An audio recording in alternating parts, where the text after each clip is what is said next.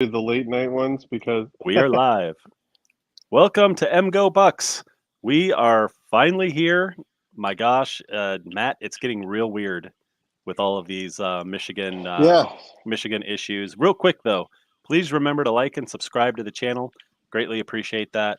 Um, Aside from that though, Matt, it's getting weird. I, I've definitely sensed a change in vibe with everyone from Michigan, all the talking heads, everything that's happened. But yeah, it's been pretty crazy. How yeah. have you been, man? It's hard to keep up. I mean, I follow the news pretty closely, and even I have a hard time keeping track of every detail of this saga. It is just I mean, it reminds me a lot of the Trestle Tattoo Gate. I mean, with that there were stories every couple of days too. So it's sort of like similar to that, except for with that one, it was mostly just I don't know. It seemed like everything was just about more evidence on about Trussell, though. It wasn't like other assistants and shit. Like with this one, we have all sorts of other people at Michigan involved, allegedly. So Yeah, allegedly. Yeah, and you know what? It's funny because like this whole thing, the vibe has totally changed. Like everyone up until yesterday, when Michigan accepted the three suspension, yeah, that was the three big three change. game suspension. It was Michigan against the world, right? It was like everyone was pissed, and Yeah, I mean, you could tell that they didn't know. Like Michigan didn't have all the information yet. It must have been like what a couple days before.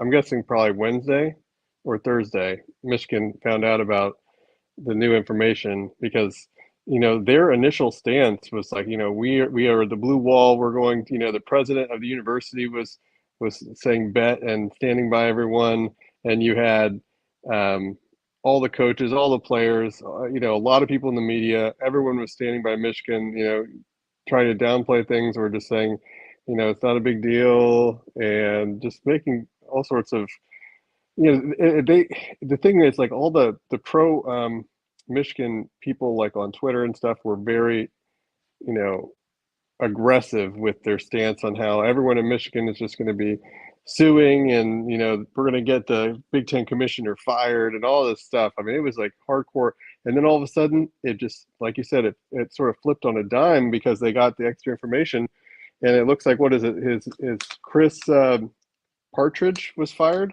Chris And Partridge, linebackers yeah, coach. Yep. yeah. So that was I think the single biggest piece of news that has dropped since this saga started because before that it was just a staffer, right? He wasn't like one of the coaches. Stallions was just a low level staffer, and it wasn't, Hmm. there was no one else involved. And so still there's not I guess there still isn't evidence that this new guy is involved in the sign stealing. It's just there was two things that I heard about him. One, he was trying to tell people what to say to the investigators and to lie, I guess. And then the other thing that he did was he was trying to destroy evidence. Those are the two things that I heard about what he's doing. But regardless of whatever it was, he got fired for it. Yeah. And I'm guessing that that piece of news they were made aware of before the TRO hearing on Friday. So that's probably, everyone's guessing that's the main thing that got him to do that. But then in addition to that, the other interesting thing, which I haven't really heard about too many legal ramifications for, but there's a booster named, what was his name, Uncle T or something? Uncle T. Uncle T is apparently involved with partially funding the operation, and that was the other big thing that happened today. So we don't know for sure who the guy is, but it looks like his name is he's been a big poster on the Michigan boards, and I think his poster name is what, Real Talkman or whatever. And I don't know if you even heard this. I say so much stuff to you earlier today. You probably didn't even catch it all, but the there was a paper trail from 2 years ago where he was bragging about after beating Ohio State on the UM message board, and he said that unsung hero award from David Karp Esquire. He made a suggestion that paid off for Michigan in a big way, given it's a competitive advantage. He said, I won't say what it is, but thank you very much. We need to lock it up. And then he said that I'm assuming someone asked if it's NIL related, and he said no, but perhaps it can be. And then someone asked, "Can you tell us tell us who the suggestion was made to?" And say he contacted me. I contacted some friends, and it has been a great help this year. So this sounds like that sort of links up with it. And this guy was associated with the NIL Foundation for Michigan, and it was affiliated with Michigan, supported by Harbaugh and the university. So this guy had his name taken off of the NIL Foundation webpage today. So even though he has denied that it's him, it sounds pretty much like it is. I mean, why are everyone's deleting social media and taking their names off of things? Well, think about how dumb you have to be for everything is out in the all open. this is out in the open and public. The Stallions was buying tickets in his own name. See, that's one of the reasons before all this started happening, names started dropping, that I thought there was a really good chance that Stallions was just doing this on his own, because why would the coaches or this NIL guy, Uncle T, like, how is he letting this happen? Like, how is he letting all this stuff the other question I have for you, Nate, he knew it was wrong? I haven't heard anyone. I thought it wasn't good. That's why I thought. Yeah, go ahead. Sorry, I haven't heard anyone report on what the implication is for a booster who is affiliated with an NIL foundation paying for Stallions to do these things. I mean, there's an affiliation with the NIL and the university, but it's not technically the university. It's an affiliation. So I don't know how that works as far as any kind of liability with breaking the bylaws. The only thing I could say for sure is that it definitely goes to like the whole lack of institutional control thing. But like still, I don't even know about that, because I guess because he's, it's a rogue booster, but I don't know. I mean, Reggie Bush got dinged because a booster, was it a booster or an agent or something, gave a loan to his parents, and they got 7 years of punishments, lost the national title, lost the Heisman, and it was crazy how much USC got in trouble for doing something with a booster. Yeah, but that was pay to play. That's definitely wrong.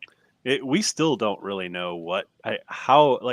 The next question is, what should the punishment be from the NCAA? I think we can agree. Okay, it happened. They did it. So what should the NCAA come down with?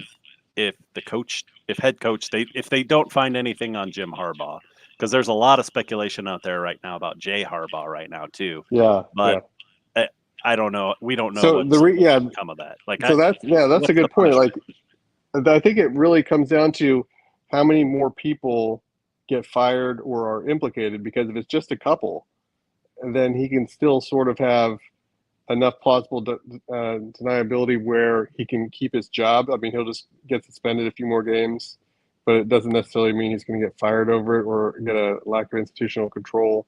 Even though, there's all this stuff, it still could just be, maybe he's suspended for half of next year, Yeah. And I don't want to, the title of this show is about Harbaugh suspension. Could it guarantee a victory for Ohio State? So I don't want to get too far away from that. But this is all kind of leading up to that, because I want to talk about, what does this mean for the team, for Michigan? Because against Penn State, they were pissed. They were pulled together. They were out there. They were fighting for Michigan against the world, and that galvanized them. I don't think it's going to be an issue versus Maryland, but you hope not. You have to wonder if some wind. Yeah, you have to wonder if some wind has come out of the sails of that feeling, or that vibe of just Yeah, because before I felt like there was still enough good news where it was just like, just Harbaugh. He got suspended for a couple games. It's like not the end of the world. He can still coach during the week, so it's not like it was that, they still had some hope, where I feel like once you start losing more coaches and you actually get, it just sort of you sort of get that feeling where even a lot of the Michigan homers that normally defend Michigan on everything on Twitter, they're all sort of resigning themselves to bad things are going to be happening now, and this is not looking good. they normally would defend everything, and a lot of them are really worried and concerned right now. Yeah, I think so. I think everyone is a little worried. I'm worried about just how it's going to affect them, honestly. And here, let's get into some of these comments. Oh, look at Diego. Since I said Maryland, I said the word Maryland, and Diego just shows up. How's Maryland everybody guy doing? shows up. How's it going? Jeez. It's like we're connected, Diego. You're in Maryland, and I'm in Ohio, but you and we're connected. Well, no, it's funny that you say that because I'm actually in Maryland currently. Normally, I'd be in Virginia or DC, but I'm actually in Maryland for once. Okay, You're real doing quick. this while you're driving, I see. I am. Very safe. I'm not driving. I'm not driving. Diego, I wanted to tell you something really quick because you probably aren't even aware of all these things, just because you have to really sort of follow this to know like all the players involved. So my argument is, if we're going to get a lack of institutional control, I'm going to tell you the names of people that whether you may or may not have heard of these names, and all the things that have already happened just this last year. So from the Michigan staff, we had Glenn Schembeckler resigned from racist comments that he made. Matt Weiss was fired for cyber crimes. A lot of people are thinking that had something to do with gambling, and that's being investigated. We don't know anything verified why exactly he was fired, just that it was cyber issues, something with a computer. Alex Yude was fired because of trying to pick up a 13-year-old girl at Walmart. That's with usually alcohol. frowned upon. Yeah. Connor Stallions resigned from this whole scandal. Chris Partridge was fired today. We have Uncle T involved in the NIL and funding Stallions. We have Blake Quorum had an LLC allegedly with Connor Stallions and lived with him, and he's saying that he had no knowledge of that. And LLC, by the way, just dissolved today, and it was in white. So, by the way, this sounds like the Trump administration. Yeah, it's like one after another, man. It's unbelievable. So what do you think? I mean, it's just like a lot and this is just getting started. It's like every couple of days or something extra is happening, something major. Well, somebody who we may know told me that everything was going to end up with mild sanctions, and that this wasn't a big deal, and that Michigan really didn't do anything wrong, and it was just an analyst who was responsible for the cheating. But now I'd like to hear what he thinks. Your lighting is horrible, by the way. Yeah, it's I can barely see you. Can you guys turn on some good lighting inside the car? Well, that just makes me like Brian every week. Okay, yeah, let me address that, Diego. So I think Michigan and everyone at the school was actually under that impression too, quite honestly, because it was just yesterday they came back and said, okay, I guess we'll accept that 3-game suspension. They didn't know either. That tells me that with the AD, the president, everyone at Michigan, all the high ups were all on Harbaugh's side up until yesterday, which tells me that literally nobody knew about this. Like, they didn't know all this was going to drop. They must have thought on their end that it wasn't going to. Otherwise they wouldn't have fought the Big Ten the way they did. So, well, I think they were bluffing. I don't think this It came could have out been a bluff yesterday. too, yes. Yeah, possibly, but this is all a bad look if it was. I don't think it came out yesterday. I do think it's possible it came out after the Penn State game, but definitely not yesterday. We're talking multiple days they've known. Yeah, they probably knew on about maybe Tuesday, maybe Monday or Tuesday is something like, because that's when we started getting word that the Big Ten and Michigan were negotiating to stay out of court. So but I mean, that's probably when they figured. Could this be because Central Michigan all of a sudden started singing like a canary? Yeah, Diego, I actually wanted to comment on that. I read a report. No, there was a report about that, legitimate report, not just a Twitter person. One of the main, I think it was Ross Dellinger, one of the people that has been reporting on this, said that the NCAA was investigating, and they were like on campus, and they apparently had offered partial immunity to everyone there, and said you're going to get only minor punishments or whatever if you talk, and if you don't, you're going to get, your career is going to be destroyed. So they said, you tell us what's going on, what you did with Michigan, with Stallions, and you're not going to get any, or if you do, it'll be very minor punishments. So I think that got the ball rolling. And that's Hey, Diego, how a lot of flip your phone horizontal. There you go. Is that That's better? Yeah. All right, you so rookie. I hopped on only to do an I told you so with Nate and maybe some of the viewers who told me that injunctions and TROs are automatic. I just want to point out to the viewers that's not the case. There is a standard of review. They don't automatically happen. And I just want people to know that, because it's frustrating when people tell me, oh yeah, Michigan's going to have Harbaugh reinstated because there's going to be an injunction, and I'm like, yeah, there could be an injunction, but it's by no means a guarantee. Anyway, so I figured I'd do a little I told you so on that. Well, thank you, Diego. Yeah, I appreciate that. We all appreciate that. The other thing is, I was do another little victory dance, a little tutu dance. You know what? I think I did enough of it on text the last 24 hours that I think I'm good now. I just wanted to. Let's talk. Like Antoine brings up a good point, and we're going to get into this. This is sad that Ohio State is hoping that this drags the program down instead of actually winning on the field. But so let's talk about real quick. That takes us in. Let's talk about Maryland real quick, because Michigan is playing Maryland tomorrow, and that's your team, Diego. So I say Michigan's going to be a little distracted tomorrow, to be honest. Well, okay. So I'm Harbaugh's sure everybody on the Maryland side is hoping it's a trap game for Michigan. But you know what? Michigan is minus 19, and maybe if you took Maryland, you might win the bet. But I don't see this being less than 14 points. I think Michigan by 14 at a minimum.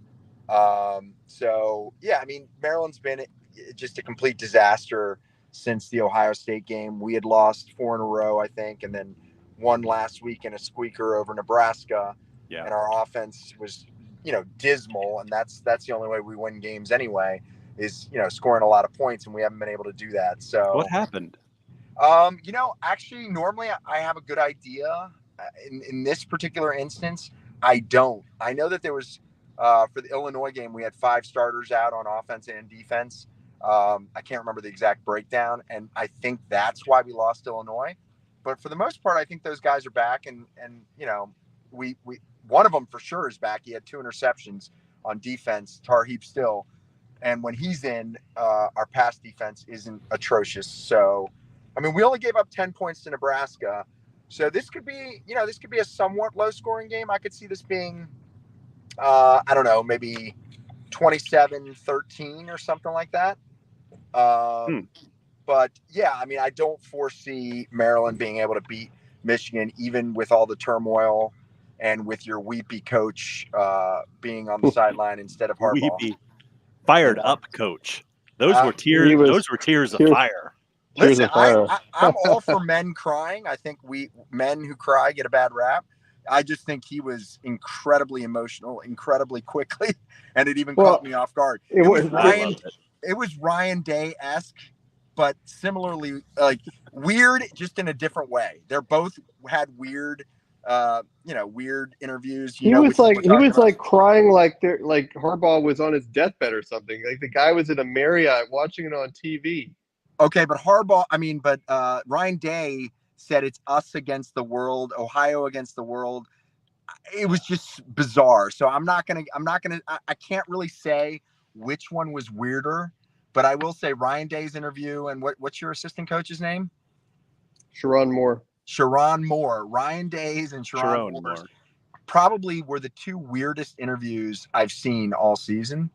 So, anyway, I figured I'd throw that out there. I can't just attack Sharon because Ryan. How can Michigan fans call our coach crying Ryan when their head coach is literally the one that's crying? Well, he wasn't the head coach. He is the acting head coach now. Acting head coach or whatever you want to call it. But Ryan doesn't rhyme with Sharon.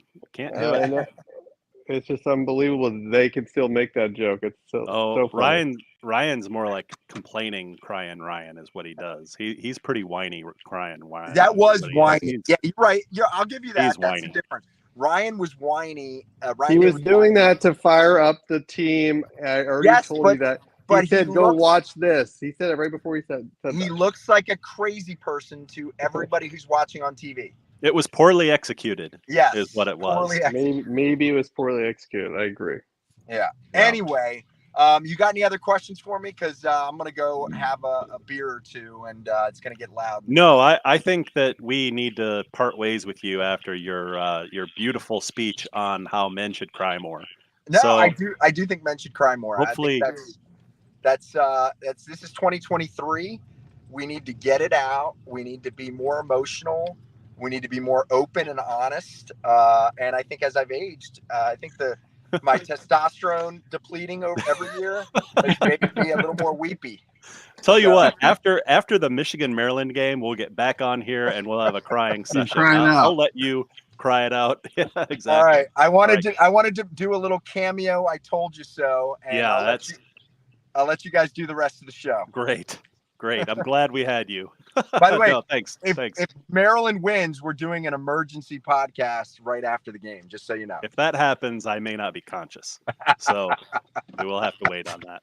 All right. Well, if you guys have any questions, I'm available on text. If you're asking, about any particular matchups, I'm ready to answer questions on Maryland's offense and defense. So just all right. Just if any questions come up on Maryland, send me your questions.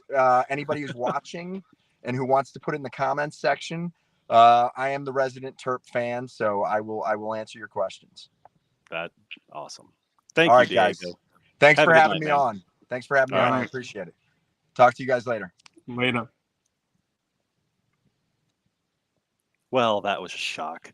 All right, Matt, we don't have a lot more time, so let's start talking about Michigan and Ohio State game a little bit, and maybe like how all of this affects that game, because I think that with the amount of time that comes up, so here's the thing, like what I'm saying, like usually it's like if you lose a player in a game, the team rallies, but it doesn't always carry over game after game, that rally. They might come out, still win. That's kind of like what Michigan did. Like they lost their coach on the plane out to Penn State. They rallied, played great. Now, is that going to continue? I don't know. I mean, I could see that waning, especially now since what happened. And I could see this being kind of a distraction and, the wind out of the sails of Michigan's team. But at the same time, Michigan's full of seniors, lots of good leadership there. So I could see that going either way. What are your thoughts?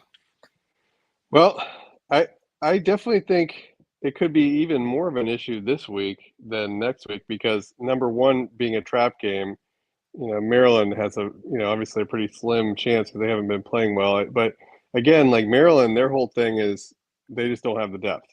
So when, I don't know what their injury situation is, and Diego was thinking a lot of them were coming back. So, Maryland's a pretty good team when all their guys are healthy. They just don't have the depth that Ohio State and Michigan have. So if they can get their guys healthy and, Michigan is a little extra distracted because of all the recent news coming out the last few days and just knowing the fact that Harbaugh is definitely not coaching for the rest of the year. They had hope that they were going to get this TRO and he was going to be able to play the next 2 weeks. So that was the other reason why they probably weren't as upset for the Penn State game. It was just one game. Mm-hmm. So, that's probably really tough. They're going for their 1,000th win, which they'll probably get to do twice because they'll beat Michigan. Michigan will beat Maryland, and then they'll get these wins vacated, and they'll have to gear back up to get to the 1,000 win again, like another couple of years from now. Yeah. Well, yeah, and this actually Antoine makes a kind of a good point. What you were talking about earlier is Michigan being healthy and Ohio State having a lot of injuries. Yeah, so that's a big problem. That is because I'm counting on Lathan Ransom. Who's your defensive tackle? Hall? Well, Tyleik Williams is our best defensive tackle. Michael Hall has been number 2. So I'm guessing he's going to be. I don't even know if there's even a chance. I think I was hearing that he had a long-term injury too. So like, Ransom is supposed to be back for maybe the playoffs. I don't know. There's no timetable. Michael Hall, it's going to be one of those things like we're not going to know for sure until like an hour or 2 hours before. Well, basically whether he was on the plane or not. As soon as we find out who got off the plane, whether Mike Hall, that's where we're going to know if he's even has a chance to play. But I would say doubtful at this moment. So, but the one thing is, even though he was good, he was undersized. So we're going to need to be playing probably 5 defensive linemen. We have some good young guys. We don't have the beef on the defensive line that you guys have. But your run game, you did well against Penn State, but it wasn't super dominating like it was the year before. And this year in general, Donovan Edwards has been bad outside of the Penn State game, and Corum hasn't had the burst that he's had in the past. He still makes the couple of big plays here and there, but his average is down a bit. Obviously he's still great, but it's just not, it's just nothing like it was last year. I mean, your run game last year was one of the best I've seen in a really long time, and both of them were equally amazing last year. So it's a big drop, and I think that I was actually a little worried about the passing game, but I don't know what I just think they just knew that they had a little bit of a lead, and they just were not going to risk getting a sack, an interception, or a turnover against Penn State because they had the lead. So they're like, well, we'll just play it safe and run because we know that we're not going to lose this game. Penn State's not going to be able to come back and win if we don't do something stupid. So against Ohio State, like our pass defense, especially with Ransom, was really good. But now, luckily, that's the one area of our team where we have probably the most depth. I'm trying to think of anywhere on our team that has more depth than our secondary. The problem is we're at the point now where we can't really lose another person in the secondary. Like we have probably 3 really good corners and 2 good safeties, even after losing 2 or 3 good safeties. But if we lose, because when Proctor was out and Ransom was out last week, I think Malik something, I can't remember his last name. He was the other backup freshman safety who came in, and he wasn't very good. True freshman coming in at safety, that's a tough position. So, as long as Proctor and Stunny Styles and Hancock are out there, I feel really confident about that. It's just like we're at the point where we have the depth now, but if we lose another, then it gets iffy because we can't be having freshman safeties, because that's how Donovan Edwards or a Blake Corum 20-yard run turns into a 60 or 80-yard run because the safety can't make the tackle. And as long as the guys our starters stay healthy against Minnesota, then I feel pretty comfortable. So that's the thing. Losing my call, I'm a little worried about, but right now we're like sort of at the point where as long as no one else gets hurt, I mean, I don't even want to say that, but you know what I mean? Like we can't really afford to lose too many more people at this point. And then the other thing I keep bringing up, like we need Emeka Egbuka 100% or at least close to 100% because man, that guy is so good. He was borderline as good or better than Marv like the first third of the year. And then all of a sudden, he gets hurt against Maryland. He just has not been able to do anything. We'll see how good he is. He got re-injured. I read anyway. He got re-injured in the last game, last week. So I don't know why you guys are playing him. If you're needing him. But yeah, listen, I didn't hear he got hurt again. Hey, we got to talk about this, because I saw Antoine said this last time we were on. Ohio State has that undersized defensive line, and so I went in and looked at the weights. And Antoine, you're right. Like they're about 280 across the board. The defensive tackles, they're in the 280s. I don't know. That could be an issue. That was kind of an issue for Penn State. And I didn't look at Penn State's. I can't remember what they're averaging on the defensive tackles, but that was one of the things that got them last year and this year versus Michigan. Michigan just pounded them until and Penn State for running 30-something running plays at once. They held up. Michigan was just stubborn with the run, and they know that they're maybe going to get 2 and 3 yards most of the time, but eventually they're going to get 8. And then sometimes they're going to break one. So that was different though. That was different. 2 years ago, I would say your offensive line just dominated, and they couldn't do anything to stop it. It was the 8 to 10 yards a carry type of a game. Last year, we did a really good job on the run for like a lot of the plays, and then we had a couple of plays where guys were just not in their right assignment, and then so there's a huge hole, and then Edwards runs for 70, 80 yards. And a lot of that is like after a 10-yard, what would be like, let's say Edwards gets 10 yards and a safety just didn't have the angle because the safeties that we had back there last year were really bad, and they didn't make the tackle after 10 yards, and instead he gets 80 yards. So we haven't done that this year. I think we're the only team in the country that hasn't given up a 40-yard pass play. We have not given up the big plays this year. Yeah. Well, listen to this comment. Having good secondary and safety play really helps with that. Listen to this comment. Let me know what you think about this from Andrew. It says, Michigan is better in every position across the board except wide receiver. Marv is a top 5 talent without a doubt, but Michigan still has the best running back tandem in the nation behind the best line in the nation. Now, I don't know about the best line in the nation this year. I don't think they're going to win the Joe Moore. Georgia probably has the best line. Yeah, we'll see. Washington has a good line too. Like they give Penix like 8 seconds to pass every game, so their line is really good too. I don't know. I don't think Michigan is even close to the best line this year. Yeah. But what I wanted to say is also, I think our tight ends are better. I mean, it's really close. I think I sent you a chart. I totally disagree. Well, we only have one good tight end. How many do you have? Do you have 2 good tight ends? We have 2 really good tight ends. We got the transfer from Indiana. Barner. So on PFF, I think I think Stover had a slightly higher rating than yours, but what was the guy's name? Loveland or something? He was like right with Stover. So they're really close. I would say the difference is you guys probably have a better number 2 tight end than us. Geese Scott Jr. is, he's athletic and everything. He hasn't really made much of a splash thus far. I think he got his first touchdown in a while last week, but he hasn't done a whole lot this year. And I would say the most interesting thing actually that I've heard out of practice was, and also it happened at the end of the Michigan State game. We put in our starting guard at center because our rookie center this year, Carson Hintzman, he has been he's probably like the weakest person on our offensive line, and not only is he undersized, but he's also just not that good yet.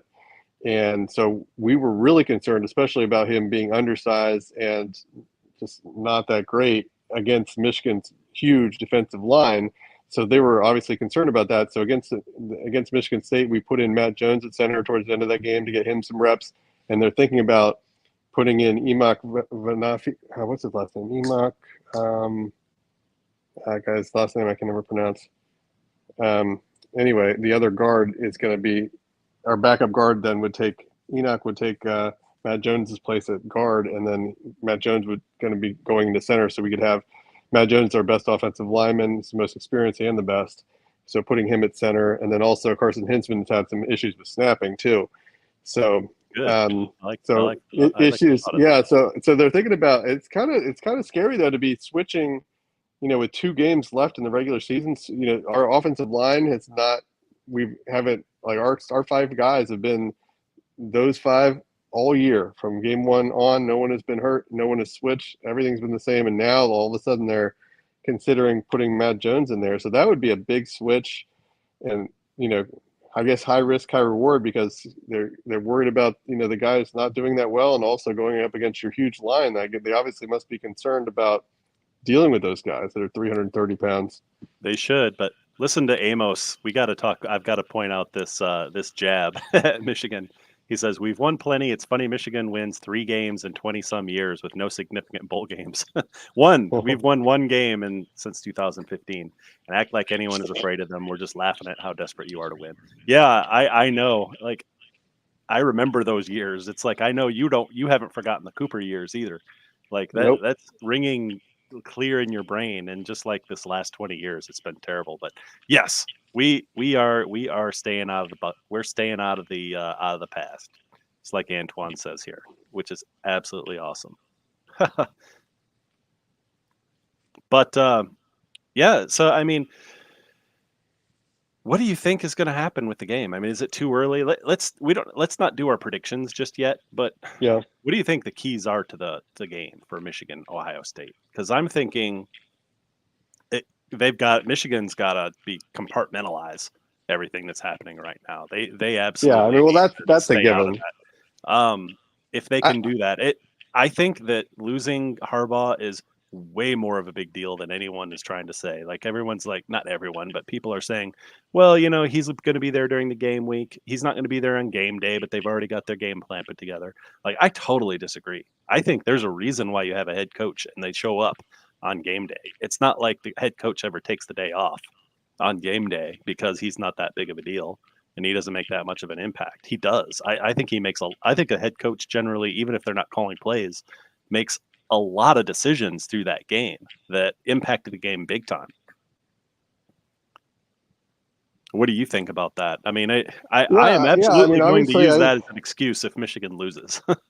Just putting that out. I mean, he's definitely, with the help, whether and how it depends on how much Connor helped, but I mean, obviously he's been able to turn it around, and he was the coach that won the last 2 years. So obviously losing the guy who was your coach the last 2 years where he got the win, that's a huge deal. I still think it's just that's going to come into play if things get close, but. Before the Penn State game, the thing that I was really worried about is you guys were really just super efficient on offense all year. You're really a lot more balanced. Last 2 years, you've been like really, really good at running, but you didn't quite have the passing attack to get you over the top. Whereas this year, JJ's accuracy is off the charts. He's doing 80% or something ridiculous. It's really hard if you're getting, just a quarterback that can just hit every pass, even if the receivers aren't amazing, they're good enough. And he's, especially the tight end, that's our weakness. Also, the only pass defense weakness that we have is our linebackers covering the tight end. And you happen to have two good tight ends. So I would say if I was Michigan, I would just be like, I would be running the ball and I would be throwing passes to the tight ends all day. And then, try to get a few play actions to the receivers, but for the most part, just throwing to the tight ends and running should be good enough to get a pretty good offense there. I mean, those are two things that Ohio State's not super great at stopping. Yeah, and on the flip side of that, with Ohio State, like Honda McCord, which is the best name ever, literally ever after Maserati Marv. I see him kind of being the X factor in this game. Oh yeah, definitely, because he could crumble and throw a bunch of picks, have a turnover or two, or he could just continue to progress like he did last week, where it's like his first really good game in a while. And again, it's hard to take away much from a team like Michigan State because they were so bad. But the thing with them, it just seemed like, I mean, he made a ton of like great NFL throws. They were just on the money. It's not like Marv was just making great catches, even though he is making good catches. Like that was he had some pinpoint throws. And yeah, like the in the end zone throws when they're in like the five. When they're the five, he's slinging it to Marv and he's catching it. But the issue with him has always been dealing with pressure. Like his passing percentages when he's under pressure is really bad. And I'm assuming, even though our pass protection has been fairly good, the few times that it's not good, and I'm sure you guys are going to have some nice blitzes dialed up ready for him. He doesn't handle pressure well. So that's not a good. You're like on the road and your quarterback doesn't handle pressure well. That's a scary recipe for having intentional grounding, fumbles, making passes you shouldn't over the middle and getting picked off. Like, this could definitely, if it gets out of control, it could get out of control quickly. Yeah, I know. He's the X factor. He's by far the X factor here. You just don't know. And if I'm Michigan, like the last 2 years, Michigan hasn't really well, they haven't blitzed a lot. Michigan the last 2 years, like they didn't want to blitz CJ because CJ is great against the blitz under pressure. Exactly.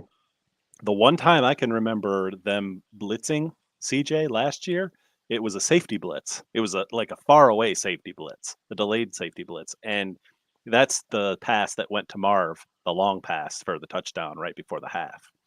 And so they didn't do that again. So hopefully they've realized that they can't blitz. But Well, against no, the they thing is, can against him. yeah, exactly. Against McCord, you can. Against McCord, You have that to. might be Yeah.